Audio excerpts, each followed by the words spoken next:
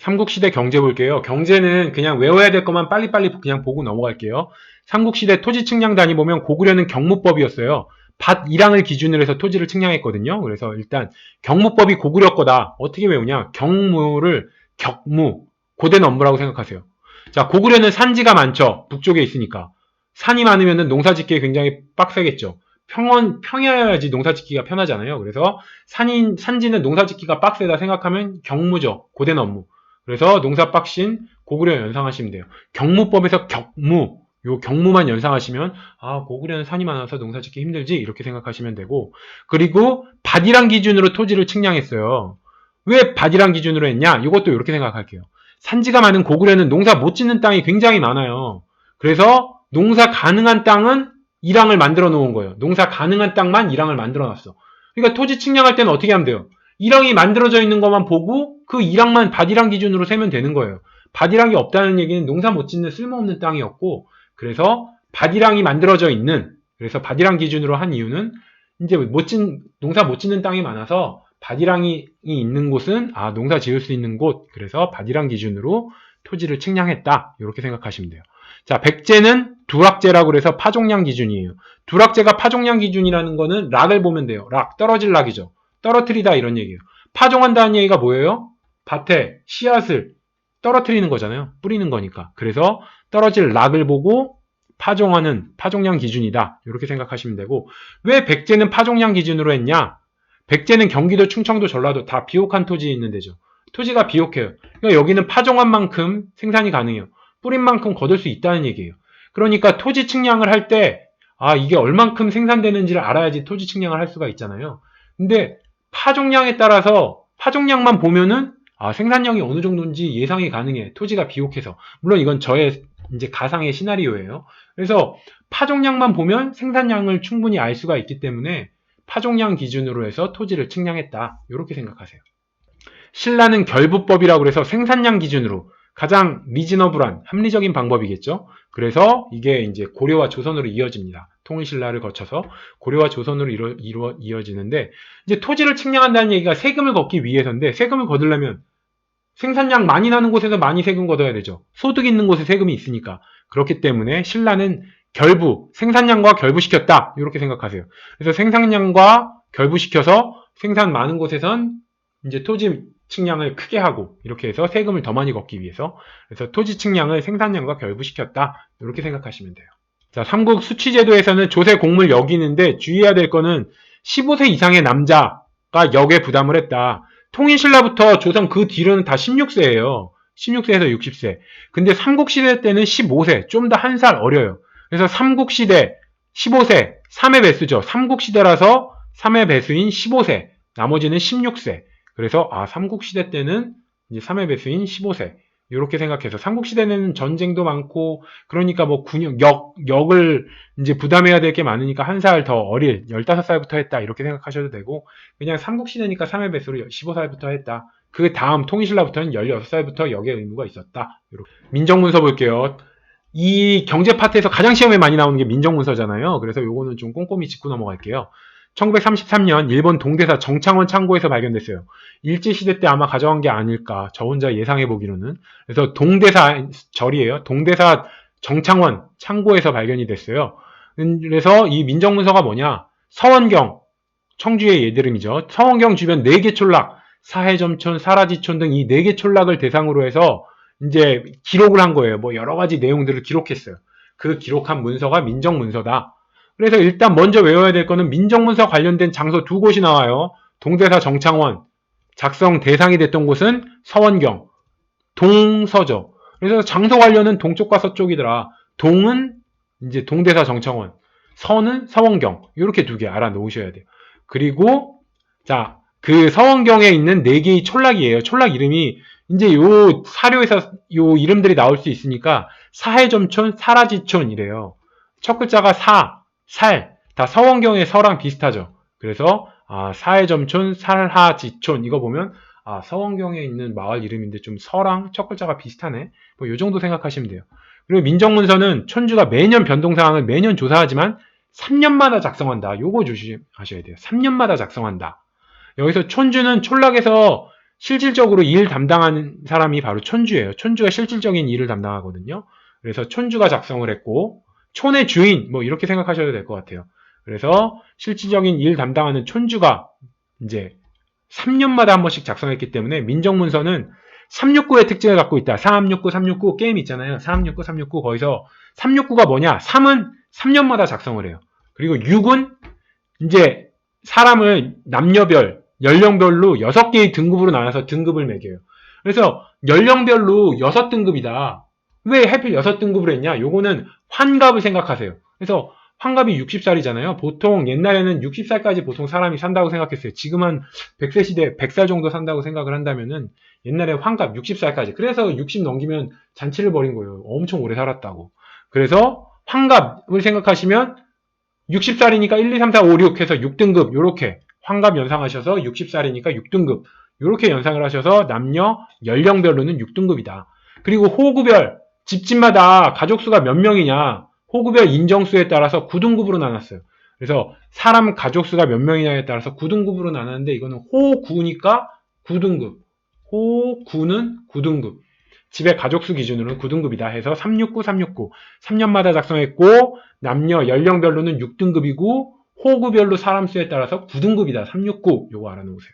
자, 사람은 남녀 연령별로 6등급이고 호는 사람 수의 많고 적음에 따라서 9등급인데 우리 세종 나중에 이제 조선 세종 때 보면 전분 6등법이라고 토지가 얼마나 비옥한지에 따라서 6개의 등급으로 나눠요.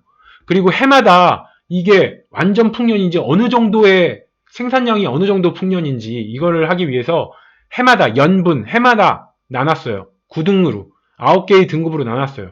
그래서 이 9등이 어떻게 나오냐면 상상년, 상중, 상하, 중상, 중중, 중하, 하상, 하중, 하하 이렇게 3 곱하기 3에서 9등급이거든요. 해마다 풍년 기준에 따라서 이것도 똑같아요. 사람 가족 수도 엄청 많으면 상상, 그 다음에 상중, 상하, 중상, 중중, 중하 이런 식으로 해서 사람 인구, 사람 수별로 호구는 사람 수별로 9등급으로 나눴다. 이렇게 생각하시면 되고 또 기록한 게 토지 크기, 사람의 수, 수와 말의 수, 노비 수, 뽕, 잣, 호두나무 수를 기록했다. 그래서 재산이 될 만한 건 다 기록했어요. 사람들이 쟤네 집 뭐도 얼만큼 있고 뭐도 얼만큼 있고 엄청 부자대 이렇게 말할 때 토지도 얼마나 크고 사람 수 몇 명이고 소 몇 마리, 말 몇 마리, 노비는 몇 명, 나무 몇 그루 가지고 있고 이렇게 재산이 될 만한 건 전부 다 기록했다. 이렇게 생각하시면 돼요.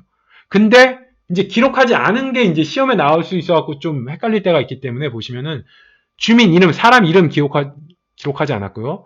구체적인 나이까지는 기록을 하지 않았습니다. 그냥 연령별로 6등급으로 나눴을 뿐이지 구체적인 나이는 기록하지 않았다. 땅, 전담 면적이 얼마큼 늘었다 줄었다 이런 증감 같은 거는 하지 않았고 토지 비옥도, 토지가 얼마나 비옥한지 이런 것까지는 하지 않았다. 이제 그냥 땅이 얼만큼 있는지 이런 것만 조사를 했다. 이렇게 생각하시고 고려시대부터 토지는 양한, 토지대장에 기록했고 호구는 호적이라고 해서 호구장부죠. 호구장부에 분리해서 작성했고 그래서 토지와 호구를 분리해서 작성했는데 민정문서, 통일신라 때는 이제 하나로 합쳐서 민정문서에 작성했다. 이렇게 생각을 하세요. 이 민정문서를 작성한 건 국가재정 확보 목적이에요. 그래서 조세 징수하고 노동력을 증발하고 당시 촌락 경제 상황과 국가 세무행정 알 수 있는 자료다. 민정문서가 이런 의미가 있겠죠. 통일신라 토지 종류 볼게요. 연수유전답, 민전이라고 부르는 거예요. 일반 백성이 이제 경작하는 거. 민정문서의 90% 이상을 차지하는 개인 사유지예요. 그래서 연수유전답을 민전이라고 그러는데 연수유전답에서 연을 연기연이라고 생각하세요. 민가에서 밥 지으면 연기가 쫙 올라오는 거 연상하시면은 연이 들어가면 민가라는 뜻이 있어요. 그래서 연호하면 민가라는 뜻이거든요. 그래서 연호군, 고려시대 민가에서 차출한 군인을 연호군이라고 해요. 연호가 민가라는 뜻이라서. 그래서 연수유전답의 연에서 민가 생각하시면 민전, 일반 백성들이 하는 민전 이렇게 생각하시면 돼요. 연이 연기연이라서 민가에서 이제 밥 지을 때 연기 올라는 걸 연상하셔서 면호는 민가다. 이 정도 생각하시면 됩니다. 자, 내시령답은 령이 거느릴 령이에요. 그래서 대통령 거느릴 령이죠. 엄청나게 거느리는 거고 소령, 대령, 우리 이제 혈령, 통일신라 때 현의 혈령이라고 있잖아요. 다 령이면은 거느릴 령이에요. 그래서 내시령은 중앙장관 또는 지방관, 그러니까 관료한테 지급한 거예요. 내시령이라는 령, 거느릴 령에서 이 사람 관료구나 이걸 알 수 있겠죠. 그래서 관료전에 해당된다. 중앙장관이나 지방관에게 지급한 게 내실형답이다. 이렇게 생각을 하세요. 그리고 관모답이라는 게 있는데 관청 운영 경비 목적으로 지급한 토지예요. 그래서 관모답에서 모가 도모할 모예요. 그래서 관이 도모한 토지, 관이 계획한 토지다 이런 얘기고 관청에게 준 건 관모답. 아까의 관료전이 뭐였죠? 내실형답이었죠. 거느릴령 생각해서. 그래서 관료에게 준 건 내실형답. 관료에게 줬으니까 내실형답이고 관청, 그 관청 자체에게 준 건 관모답이다. 관청에게 줬으니까 앞에 관자가 들어간다. 이렇게 생각하시고 촌주위답은 말 그대로 촌주가 받은 토지예요. 민정문서도 작성하고 실질적인 업무 담당하는 게 촌에서 촌주라고 했잖아요. 그래서 촌주위답이라는 걸 줬고 이거는 조세가 면제되는 토지다. 이 정도 생각하시면 되고요. 자, 마전이라는 게 있어요. 촌락 공유지로 주민들이 공동으로 마를 경작하던 토지예요. 그래서 공동으로 삶을 경작하고 생산물은 국가나 관료에게 바치는 거예요. 여기서 마전에서 마가 뭐냐? 삼마라는 뜻이에요. 그래서 뽕나무과에 풀이고 옷의 소재로 쓰이는 거예요. 그래서 뭐 마바지 이런 얘기 하잖아요. 그래서 마전, 이게 삼마고 이 삼을 경작하던 토지고 이거 가지고 옷을 만든다. 뭐 이 정도 생각하셔서 마전은 공동으로 경작하던 토지다. 마를 공동으로 경작하는 토지가 마전이다. 이 정도 알아놓으세요. 삼국 통일신라 발해 수출품 볼게요. 일단 고구려는 금, 은, 모 필요해요. 고구려 북방이니까 목축이랑 사냥이 발달했죠. 농사짓기가 힘드니까. 그래서 모필유 이걸 수출했다. 북한에는 또 산이 많아서 지하자원 많죠. 그래서 우리 통일되면 북한의 지하자원을 활용해서 뭐 우리나라 산업이 굉장히 발전할 거다 이런 얘기하는데 북한에 산이 많아서 지하자원이 많아요. 그래서 금, 은도 많다 이렇게 생각하셔서 고구려는 금, 은, 모필유 이런 걸 수출했다. 백제는 인삼, 곡물, 직물류 그래서 백제는 삼남지방 농사 잘 지어진다고 그랬죠. 그래서 재배가 잘 돼요. 그러니까 인삼 같은 것도 재배가 잘 되고 곡물, 곡식도 당연히 재배가 잘 되겠죠. 그리고 백제가 손재주가 뛰어나요. 백제 화려한 문화, 뭐 금동대학로 아니면 뭐 이런 화려한 문화 같은 거를 연상하시면은 이제 손재주가 뛰어난 거예요. 백제는. 그래서 뭐 이제 직물, 이게 옷 짜는 거잖아요. 직물이 옷이잖아요. 그래서 직물이나 그리고 인삼 재배해서 이걸 약으로 만들려면 이것도 손재주가 필요해서 직물이나 인삼, 손재주 많다 이런 특징 생각하시면 돼요. 신라는 곡물과 비단 이거를 수출했어요. 일단 신라도 삼남지방이니까 곡물 농사 잘 되니까 곡물 수출했을 거고요. 특이한 게 또 비단이라는 게 있어요. 신라에는 뭐가 있어요? 여왕이 있었죠. 여왕, 선덕여왕, 진덕여왕. 여왕들이 비단 좋아하잖아요. 그래서 비담 염종의 난에서 비담을 비단으로 연상해서 여왕 때 있었던 난이다. 이렇게 외우라 말씀드렸는데 그래서 신라는 비단 연상하시면 돼요. 여왕을 연상하셔서 신라 때는 여왕이 있었지. 여왕들은 비단 좋아하지. 이렇게 해서 비단이 발달했다. 신라에선. 그래서 비단을 수출했다. 이렇게 생각하시면 되고 통일신라는 삼국시대의 수출품들 좀 합쳐놓으면 돼요. 금은 모필유 이거 고구려 거죠. 그리고 세공품 이거 뭐 신라도 금관이나 이런 게 발달해서 신라 특징일 수도 있고 백제도 손재주가 좋으니까 백제일 수도 있고요. 그리고 인삼은 삼국시대뿐만이 아니고 대대로 내려오는 우리 한반도의 대표적인 수출품이에요. 인삼은. 그래서 인삼은 알아놓으셔야겠죠. 자, 발해는 모피, 말, 불상, 구리, 인삼, 우황, 자기 이런 게 있는데 일단 발해도 북쪽이니까 목축 사냥 많이 하니까 말이나 모피 같은 거 나왔을 때고요. 북쪽에 있으니까 재화자원이 풍부해서 구리 같은 것도 나왔습니다. 그리고 약재, 우황이나 인삼 이런 약재가 있더라. 이게 좀 특이한 경우니까 눈여겨봐두세요. 이게 발해가 전쟁을 많이 해서 자꾸 이제 사람 다치고 이러니까 약재가 필요했는지 약재를 또 발달해서 약재를 수출했다. 이 정도 생각하시고 발해자기는 당의 영향을 받았으나 뛰어나서 당나라의 수출까지도 한 발해자기가 굉장히 좀 유명해요. 그래서 당의 영향을 받았지만 당나라에 수출을 하게 되는 그래서 발해자기 좀 알아놓으세요. 발해 특산물 볼게요. 솔빈부 각 지역마다 특산물이 있는데 이거 참고로 한번 보시면 될 것 같아요. 솔빈부는 말이에요. 그래서 요거 솔빈부의 말 어떻게 외우냐? 빈부, 솔직히 빈부 차이는 말 소유 여부에 달려있다. 옛날에는 발해 북쪽이라 목축이 성행했고요. 집에 말이 있으면 부자고 말이 없으면 가난한 거예요. 그래서 그렇게 그냥 가상으로 제가 만들어낸 건데 빈부를 보시면 빈부차는 말이 있냐 없냐 요거 가지고 하지. 그래서 솔빈부는 말이 특산물이다. 태백산은 토끼가 특산물이다. 우리 토끼 처음 접하면서 배운 노래가 산토끼예요. 산토끼 토끼야. 그래서 산토끼는 산에 있는 토끼죠. 그래서 깊은 산 태백산이죠. 태백산. 그래서 태백산은 토끼. 이렇게 산토끼 연상하셔서 태백산은 토끼 이렇게 연상하시면 되고요.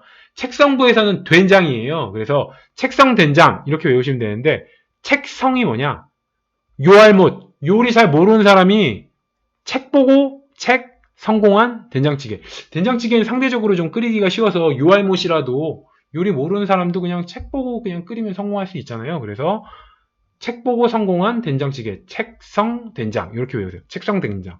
된장찌개는 끓일만 해서 책 보고도 성공한다 이런 얘기죠. 그래서 책성 된장 이렇게 외우시고 남해부는 곰포, 다시마인데 남해바다 연상하세요. 그리고 곤포는 고는 곤색이라고 들어보셨나요? 푸른색을 곤색이라고도 하는데 그래서 곤색이 푸른색이에요. 포는 포를 뜨다 얇게 뜨는 걸 포를 뜬다고 그러잖아요. 그래서 푸른색 포, 다시마 모양이 좀 푸른색 포다.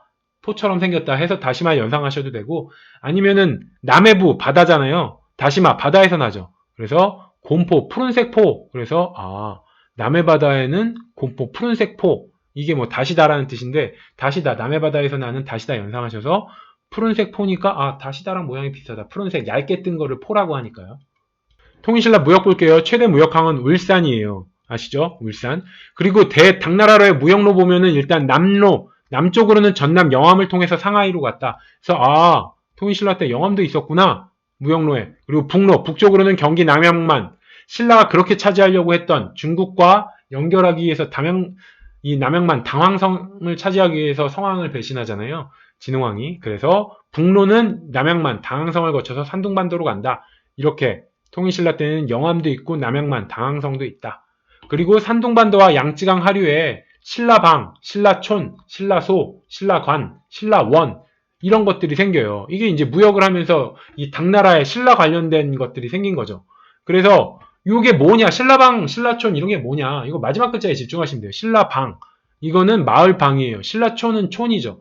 그래서 이게 다 신라마을이란 얘기예요. 신라방, 신라촌, 신라마을, 신라방도 마을방이니까 신라마을. 그리고 신라소는 이건 관청이에요. 소를 동사무소 생각하시면 돼요. 동사무소. 관청이란 뜻이죠. 동사무소가 관청이죠. 그래서 신라소 하면 신라의 동사무소 이렇게 생각하셔서 관청.